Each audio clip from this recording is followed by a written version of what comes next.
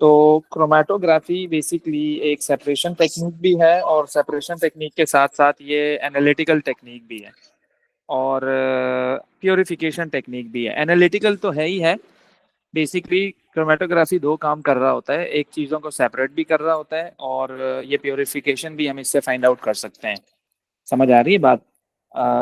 Purification के लिए हम मेल्टिंग और बॉइलिंग पॉइंट को भी कंसीडर करते हैं, कि अगर वाटर का बॉइलिंग पॉइंट एग्जैक्ट 100 है तो means that this is pure water.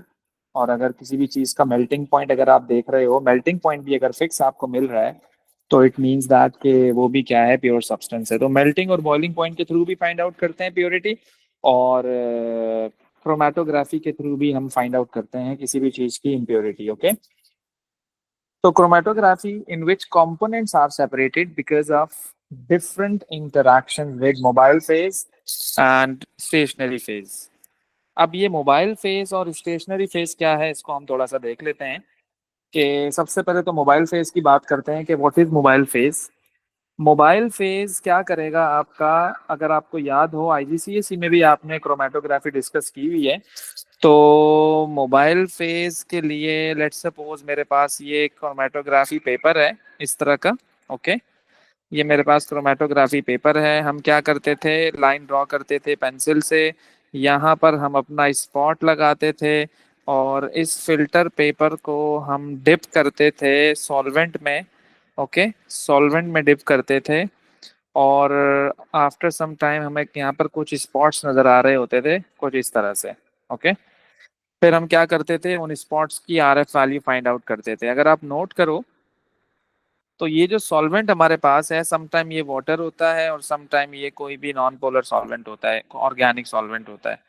Depend करता है कि हमने यहाँ पे जो सैंपल लिया है वो कौन सा सैंपल है। ओके। तो ये वाटर है। अब होता ये है कि ये जो पेपर है, ये पेपर है मेड ऑफ सेलुलोज बेसिकली। ये वाटर को एब्जॉर्ब करता है। तो वाटर कैपिलरी एक्शन के थ्रू जब ऊपर आएगा अगेंस्ट द ग्रेविटी, तो जाहिर सी बात है इसमें जो भी कलर्स होंगे या जो भी कंपोनेंट्स होंगे वो सॉल्वेंट अपने साथ उसको ऊपर लेता जाएगा, कुछ इस तरह से करके। कुछ कंपोनेंट्स ऐसे होंगे जो रास्ते में रुक जाएंगे, कुछ ऐसा होगा जो यहाँ तक पहुंच जाएगा, कुछ ऐसा होगा जो यहाँ तक पहुंच जाएगा। ये डिपेंड कर रहा होता है उसकी सॉल्युबिलिटी पर, कंपोनेंट की। अगर सॉल्वेंट में कंपोनेंट ज्यादा सॉल्युबल है तो वो ज्यादा ट्रेवल करेगा। अगर कंपोनेंट सैंपल में यानी सॉल्वेंट में उसकी सॉल्युबिलिटी कम है तो वो पहले ही रुक जाएगा, जैसे कि ये यहाँ पर रुक गया। अब ये जो ग्रीन वाला स्पॉट है ये ऊपर तक गया है ना, इसका मतलब इसकी जो सॉल्वेंट में सॉल्युबिलिटी है वो अच्छी है। तो डिपेंड्स ऑन द सॉल्युबिलिटी। तो ये काम कर कौन रहा है, ये मोबाइल फेस कर रहा है। ये जो तुमने वाटर यहाँ पर लिया है ना, ये वाटर यानी कि सॉल्वेंट क्या कर रहा है, उन उस सैंपल को, उस सैंपल में जो कंपोनेंट्स है उसको मूव करवा रहा है। ओके। तो हम उस मोबाइल फेस को बेसिकली डिफाइन कर रहे हैं कि वो मोबाइल फेस को हम कैसे डिफाइन करेंगे। तो मोबाइल फेज आपका लिक्विड भी हो सकता है, मोबाइल फेज आपका गैस भी हो सकता है। ओके। तो मैंने क्या लिखा, लिक्विड और gas that flows, that flows okay through, that flows through chromatogram, chromatogram. Basically your chromatogram is the filter paper in this case. अच्छा, ये क्रोमेटोग्राफी पेपर होता है, स्पेशल टाइप ऑफ पेपर आता है मेड ऑफ, यानी इस पे सिलिका की कोटिंग हुई हुई होती है। ओके। तो थ्रू अ क्रोमेटोग्राफी और chromatogram, moving the components, moving the components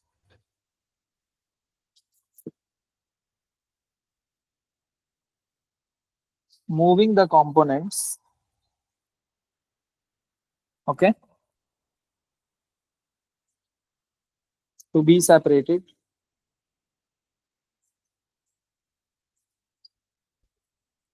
to be separated, to be separated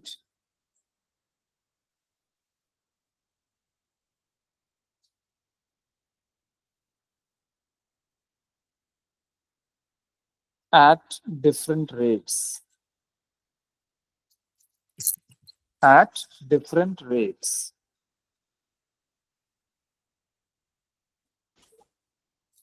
At different rates. Different rate मैंने क्यों लिखा है, क्योंकि डिपेंड कर रहा होगा उसकी सॉल्युबिलिटी पर। तो अभी आगे चीजें आपको समझ आ जाएंगी, क्लियर हो जाएंगी सारी बातें। Over stationary phase. Over stationary phase. Okay, तो ये आप इस तरह से मोबाइल फेज को डिफाइन कर सकते हो, डिस्क्राइब कर सकते हो। Okay, so this is your mobile phase. Okay, तो और मोबाइल फेज आपका, ऑब्वियसली मोबाइल का मतलब क्या है, जो जो चीज मूव कर रही हो। Mobile means what? Moving. Mobile का मतलब क्या है? मूविंग। मैं इसको लिख देता हूँ, मोबाइल। मोबाइल मीन्स के मूविंग। आपका स्टेशनरी फेज थोड़ी मूव करता है भाई? स्टेशनरी फेज थोड़ी मूव करता है, मोबाइल फेज मूव कर रहा होता है ना। स्टेशनरी फेज तो मूव नहीं करता, वो तो एक ही जगह रहता है। फिल्टर पेपर आपका एक ही जगह रहेगा। फिल्टर पेपर आपका एक ही जगह रहेगा। मूव कौन कर रहा होगा? मूव कर रहा होगा तुम्हारा सॉल्वेंट जो तुमने लिया है। बात समझ रहे हो? तो ये चीज आपको पता होनी चाहिए। ओके, तो मोबाइल मीन्स मूविंग। और इस केस में जो आपका मोबाइल फेज है, that is water. That is water. अच्छा, अब मैं स्टेशनरी फेज को कैसे डिफाइन करूं? तो स्टेशनरी फेज को हम डिफाइन करते हैं स्टेशनरी फेज। Stationary phase. मैं चाह रहा हूँ कि इसको स्टार्ट करने से पहले आपको इंपॉर्टेंट टर्म्स जो है वो ऑलरेडी पता हो पहले से। तो इसको हम यूं डिफाइन कर सकते हैं कि the phase, the phase over which, over which the mobile phase passes.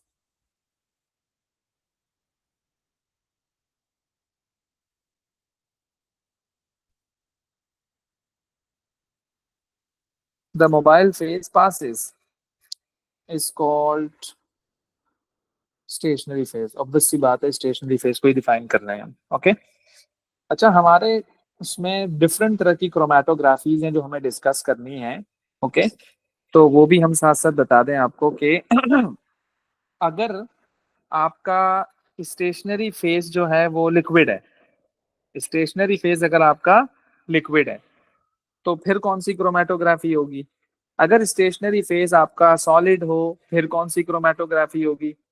Basically हमारे पास दो तरह की क्रोमेटोग्राफीज होती हैं। एक पार्टीशनल, एक पार्टीशन क्रोमेटोग्राफी है, और एक एड्सॉर्प्शन क्रोमेटोग्राफी है।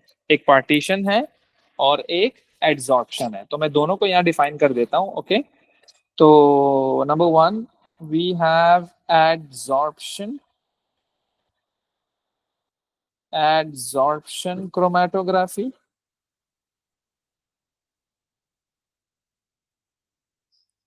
Adsorption chromatography. ओके, और then we have partition chromatography. अब मैं इसको डिफाइन कर दूं कि किस तरह से आप इनको आइडेंटिफाई करोगे, जस्टिफाई करोगे कौन के पार्टीशन है और कौन एड्सॉर्प्शन है। तो एड्सॉर्प्शन क्रोमेटोग्राफी में आप लोग देखेंगे कि जो आपका स्टेशनरी फेज है वो क्या होगा? सॉलिड होगा। When when stationary when stationary phase is solid. Okay, example देखेंगे हम अभी। अभी मैं आपको एक जो है ना समराइज कर रहा हूँ चीजों को। ये एड्सॉर्प्शन है और ये पार्टीशन है।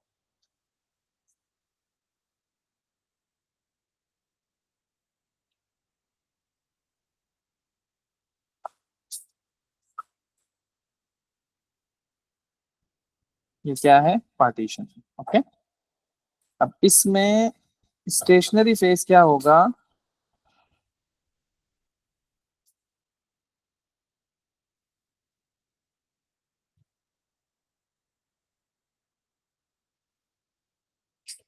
लिक्विड। इसमें स्टेशनरी फेज क्या होगा? लिक्विड होगा। तो उस क्रोमेटोग्राफी को हम क्या कहेंगे? Adsorption partition chromatography. ओके। क्योंकि वो आपको वो देगा भी आगे ना, कि वो आपको सॉल्वेंट बता देगा और स्टेशनरी फेज भी आपको बता देगा। तो फिर वो टाइप ऑफ क्रोमेटोग्राफी अगर वो आपसे पूछे तो आप जो है ना उस टाइम देखकर बता देना कि ये एड्सॉर्प्शन है या फिर पार्टीशन क्रोमेटोग्राफी है। ओके, सही हो गया जी। अच्छा, ओके। फिर हमारे पास डिफरेंट तरह की क्रोमेटोग्राफीज हैं, जिसमें HPLC भी है, GC भी है, according to your specification. GC भी है, HPLC भी है, पेपर क्रोमेटोग्राफी भी है, कॉलम क्रोमेटोग्राफी भी है। तो हम स्टार्ट करते हैं बड़े सिंपल उससे। That is paper chromatography. Okay, that is what? Paper chromatography. Okay, paper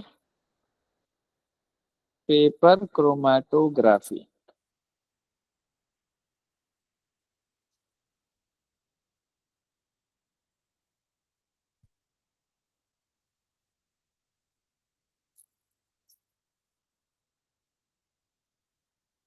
paper chromatography में अभी मैंने ऊपर एक डायग्राम बनाई थी, हम दोबारा से बना देते हैं डायग्राम वो वाली।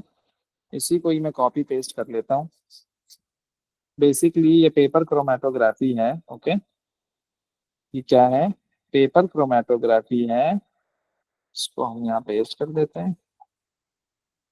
ओके, ये आपकी क्या है? पेपर क्रोमेटोग्राफी है। और इस पेपर क्रोमेटोग्राफी में सबसे पहले तो हम डिफाइन कर दें कि ये क्या है आपका। ओके, तो ये आपका है सेल्युलोज। Cellulose paper. क्या है ये? Cellulose paper. जो फिल्टर पेपर होता है बेसिकली वो सेल्युलोज पेपर होता है। सही है। और सेल्युलोज जो होता है ना उसमें 10% वाटर होता है। 10% बाय मास वाटर इसमें प्रेजेंट होता है ऑलरेडी। ओके, तो ये आपका हो गया सेल्युलोज पेपर। अच्छा, इसमें जो आपका ये लगा हुआ है सैंपल स्पॉट। ओके, इसको भी हम डिफाइन कर देते हैं कि ये क्या है। This is your sample which is to be separated, your sample which is to be separated। Okay, और ये आपका सॉल्वेंट है। सही है, ये आपका सॉल्वेंट है। और ये आपकी लाइन है which is drawn by pencil। Line drawn by pencil. Aska, मुझे बता सकती हो कि पेंसिल से लाइन क्यों ड्रॉ करते हैं, पेन से क्यों नहीं करते? कि पेंसिल डिसॉल्व नहीं होती सॉल्वेंट में। गुड। और ये आपका है सॉल्वेंट फ्रंट। ये आपका क्या है? सॉल्वेंट फ्रंट है। ओके, सॉल्वेंट फ्रंट वो होता है जहां तक आपका solvent distance travelled by the solvent is called solvent front. Distance travelled by the solvent is called solvent front. Okay, अच्छा। लेट्स सपोज मैं आपको ये कहता हूं कि मेरा जो सैंपल है ना, मेरा जो सैंपल है ना इस केस में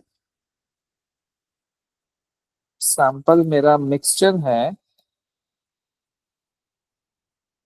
mixture of polar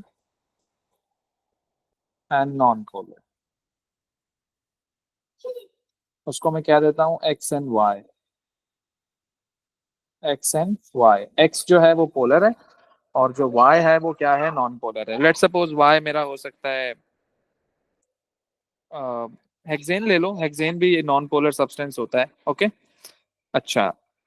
solvent, solvent जो मैंने लिया है इस केस में, यानी कि that is mobile phase. Solvent जो मैंने इस केस में लिया है that is mobile phase. That is mobile phase. वो क्या है? वो हेक्सेन है। वो क्या है? हेक्सेन है। ओके, सॉल्वेंट भी मैंने कौन सा ले लिया है? क्योंकि हेक्सेन आपको पता है ऑर्गेनिक सॉल्वेंट होता है, नॉन पोलर होता है, लिक्विड होता है ये। Okay, hexane is non polar, organic solvent है ना इस वजह से। Organic solvent. ओके, तो अच्छा, अब अगर मैं आपको कहूं कि ये पार्ट क्रोमेटोग्राफी है कौन सी, लाइक टाइप ऑफ क्रोमेटोग्राफी क्या है। तो टाइप ऑफ क्रोमेटोग्राफी यानी कि मेरे कहने का मतलब ये है कि एड्सॉर्प्शन है या फिर ये पार्टीशन है। ओके, तो आप कहेंगे कि ये पार्टीशन है। आप क्या कहेंगे कि ये क्या है, पार्टीशन है। बात को समझना जरा, बात को समझना जरा, ये क्या है, पार्टीशन है। ओके, अच्छा जी, okay.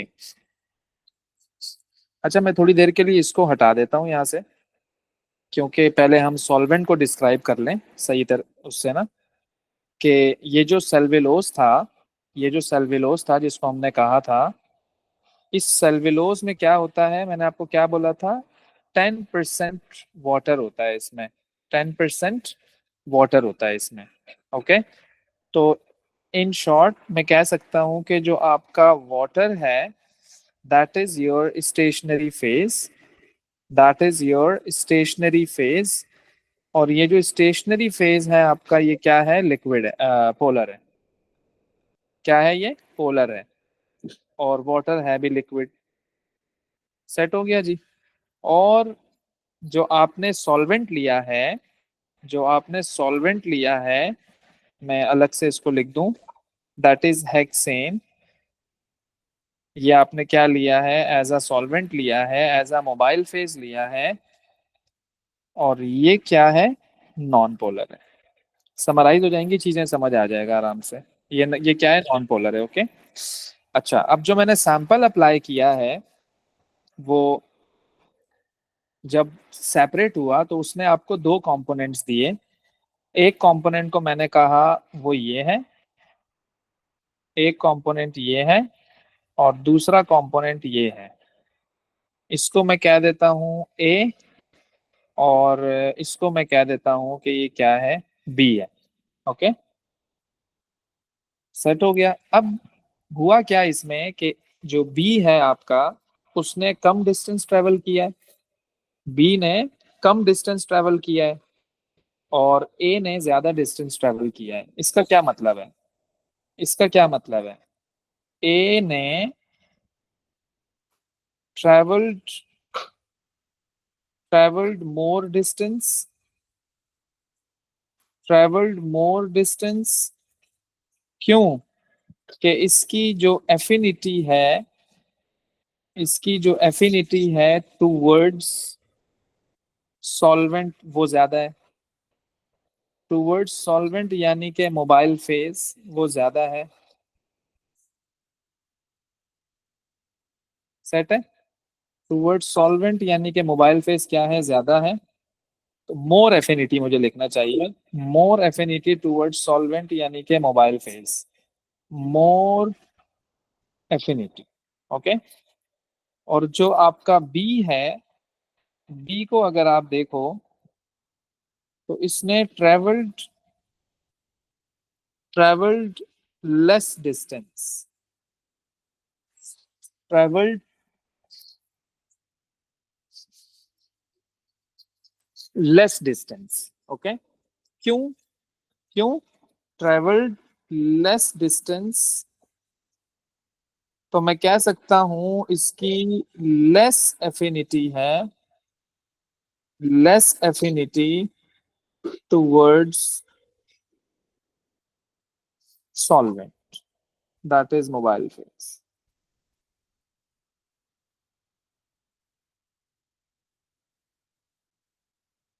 that is mobile phase। Okay, अच्छा जी। फिर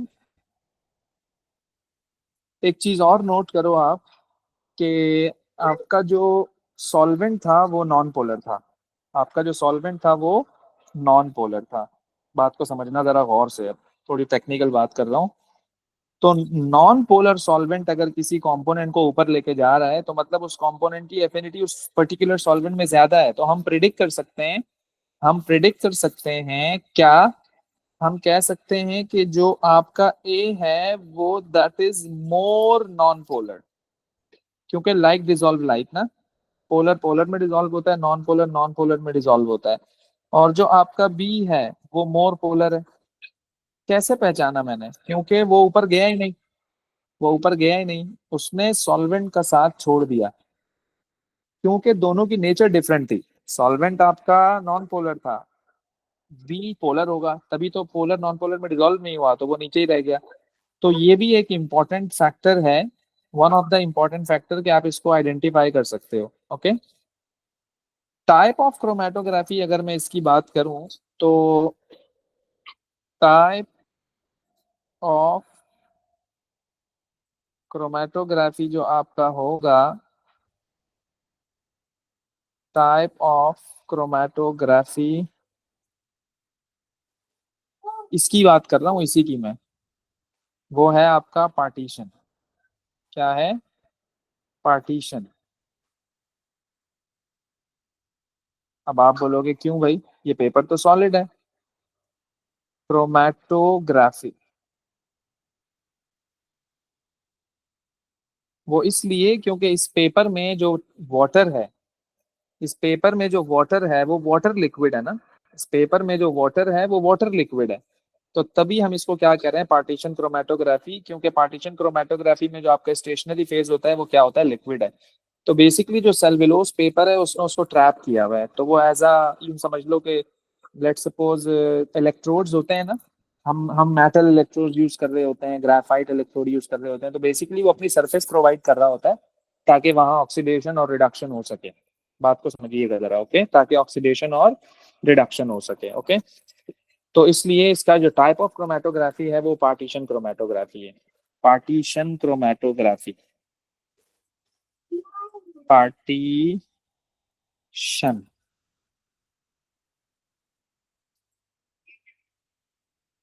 सेट है? ओके है। अच्छा जी, अब मुझे क्या करना है, are F value find out करनी है। Are F value find out करनी है।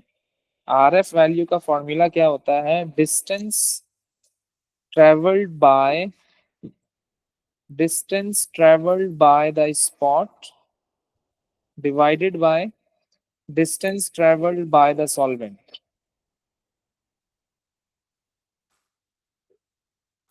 Distance travelled by the solvent. अब मुझे आर एफ फाइंड आउट करना है इस ए का भी और बी का भी। ओके, मुझे आर एफ फाइंड आउट करना है इस ए का भी और बी का भी। तो पहले तो आर एफ की बात हम आपको बता दें कि आर एफ का कोई यूनिट नहीं होता, no unit of R F value. क्यों? क्यों नहीं होता? क्यों नहीं होता इसका यूनिट है भाई? क्योंकि इट्स द रेशो, क्योंकि it's the ratio between the, it's the ratio between the two same values with the same, you can say unit भी दोनों के सेम होते हैं ना सेम रेशो है basically between the same units. ऊपर भी सेंटीमीटर नीचे भी सेंटीमीटर, कैंसिल आउट हो जाएगा। दूसरा ये कि जो आपका आर एफ है, R F must not be greater than 1।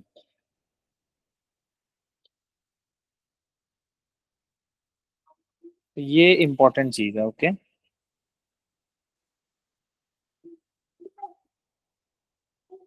R F must not be greater than 1। जो भी आंसर आएगा 1 से कम ही आ रहा होगा। तो अगर मुझे इसकी are F value find out करनी हो तो मैं क्या करूंगा, यहाँ स्केल रखूंगा। सबसे पहले तो मैं क्या करूंगा, इस सॉल्वेंट का डिस्टेंस देखूंगा कितना आ रहा है यहाँ से लेके यहाँ तक, बेस लाइन तक। तो ये एग्जैक्ट 3 आ रहा है। कितना आ रहा है? एग्जैक्ट 3 आ रहा है।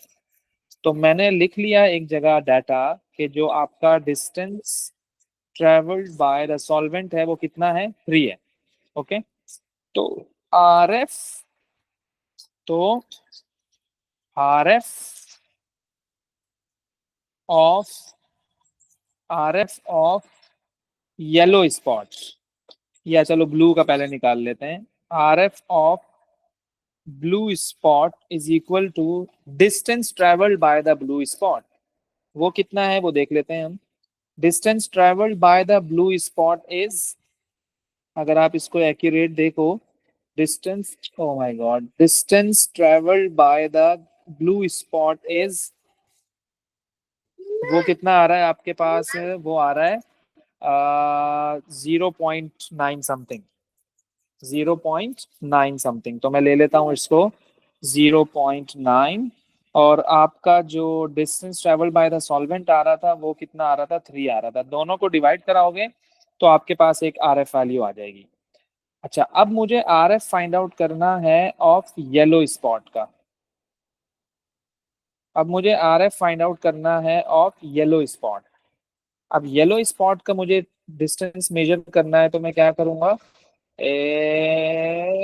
ये, अब आप देख लें जरा, ये आई थिंक सो ये आ रहा है 0.9 आ रहा है, 1.9 आ रहा है ये। तो मैंने क्या किया, 1.9, again the distance travelled by the solvent is same, that is 3। तो मेरे पास एक और आर एफ वैल्यू आ जाएगी। बात समझ रहे हो? अज्यूम कर रहा हूं मैं कि ये है आपका 0.003 और ये है आपका 0.03। एक एजम्पशन मैंने, एक आर्बिट्री वैल्यूज ले ली है, ओके। तो आपके पास आ गई दो आर एफ वैल्यूज। अच्छा, आर एफ वैल्यू बड़ी इंपॉर्टेंट होती है यहाँ पर बेटा, और आर एफ वैल्यू से भी हम कुछ चीज़ों को पता लगा सकते हैं। मैं वो भी थोड़ा सा क्लियर कर दूं ताकि आपको आगे आसानी हो जाए। कैसे? आपके पास दो आर एफ वैल्यू आई है, ओके। आपके पास दो आर एफ वैल्यूज आई हैं, एक 0.003 आया है और एक 0.03 आया है। तो 0.003 जो है वो छोटी वैल्यू है और जो 0.03 है वो बड़ी वैल्यू है, ओके। अब मैं क्या कहूंगा कि जो ये वाली वैल्यू है दैट इज 0.003, ये स्मॉलर है और जो ये है वो बिगर है। अब ये क्या बताएगा आपको कि इसका मतलब है कि आपका जो स्पॉट है, spot has spot has greater interaction with stationary phase.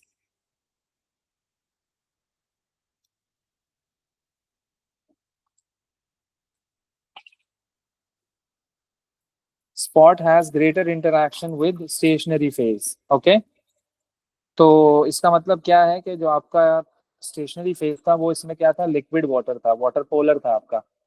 Water क्या था आपका, पोलर था, ओके। और अगर हम बिगर की बात करें, अगर हम बिगर की बात करें तो बिगर में आपका क्या है कि more interaction with mobile phase. Bigger का मतलब है more interaction with mobile phase, okay. More interaction with mobile phase, mobile phase. तो आर एफ वैल्यू से भी आप पता लगा सकते हो कि सब्सटेंस आपका पोलर है या नॉन पोलर है। तो मोबाइल फेज आपका पोलर था, स्टेशनरी फेज आपका पोलर था। अगर किसी भी सब्सटेंस की इंटरैक्शन स्टेशनरी फेज की तरफ है तो इसका मतलब आपका वो जो सब्सटेंस है वो भी क्या होगा, पोलर होगा। ऐसे ही है भाई। और मोबाइल फेज आपका नॉन पोलर था। अगर किसी भी सब्सटेंस का इंटरैक्शन मोबाइल की तरफ है तो आप बता सकते हो ना कि वो भी नॉन पोलर है, सेम नेचर का है, ओके। तो ये भी एक यूं समझो कि आर एफ वैल्यू से आप चीज़ों को इलाबोरेट कर सकते हैं, फर्दर फर्दर इलाबोरेट कर सकते हो, ओके। होपफुली यहाँ तक चीज़ें आपको जो है वो समझ आ गई होंगी। अच्छा, हमारे पास ना एक टू वे क्रोमेटोग्राफी भी होती है। हमारे पास एक टू वे क्रोमेटोग्राफी भी होती है, मैं बाद में बात करूंगा उसकी।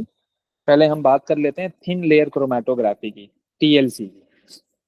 पहले हम बात कर लेते हैं टीएलसी की, थिन लेयर क्रोमेटोग्राफी की, ओके। अब इस टीएलसी में क्या है, एक मिनट रुकिएगा।